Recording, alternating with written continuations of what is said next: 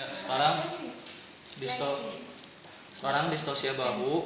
Nah, ketika apa yang dimaksud distosia bahu adalah persulitan persalinan ketika bahu ini ya tertahan oleh simfisis pubis. Simfisis pubis itu di bagian anterior tertahan sehingga bahu itu tidak bisa lahir. Nah, sehingga tersendak sehingga posisinya nggak bisa lahir, ya kan? Mekanisme normalnya kan harus lahir. Nah, apa yang harus dilakukan? Pertama adalah meminta pertolongan 4-5 orang. Nah, 3 orang untuk membantu, 1 orang untuk resusitasi neonatus. Nah, yang pertama kita akan melakukan manuver Metsobert. Nah, ini ada kasur. Biasanya kita potong kasur ini, kita potong terlebih dahulu, ya. Selanjutnya ibunya suruh maju. Kemudian saya meminta bantuan Sally dan Gali untuk menghiperfleksikan kaki. Nah, untuk menghiperfleksikan kaki, nah kemudian ibunya suruh mengejar. Tetap kita lakukan ini 30 detik. Nah, posisi penolong di sini untuk melahirkan bayi. Kita tunggu sampai 30 detik. Kalau misalnya tidak bisa, kita lakukan mekanisme yang kedua, mekanisme Masanti. Nah, mekanisme Masanti adalah butuh orang ketiga. Nah, kedua orang ini tetap menghiperfleksikan. Nah, kemudian ditambah 1 orang yang melakukan penekanan pada simfisis pubis.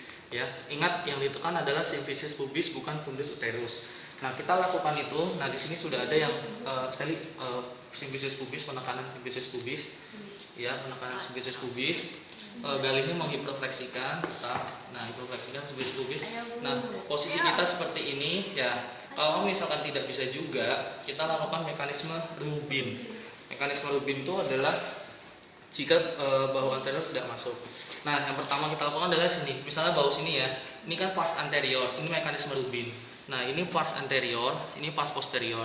Kita ingin melahirkan bahu pars anterior, tangan kita itu berada di pars posterior dari bahu anterior, ya. Nah, kemudian yang kita lakukan adalah merotasikan si bahu anterior ini 180 derajat hingga lahir. Nah, tapi kalau misalnya ini kita lakukan selama 30 detik. Nah, kalau misalkan tidak bisa juga, kita melakukan mekanisme Woods. Nah, mekanisme Woods itu adalah, nah ini tetap di sini. Nah, yang satunya adalah di pars anterior. Nah, ini jadi posisi tangan seperti ini. Nah, di sini, yang ini di sini, pars posterior, ini anterior. Nah, kita putarkan bersamaan 180 derajat. Ya, kita putarkan selama 180 derajat sampai bayi lahir.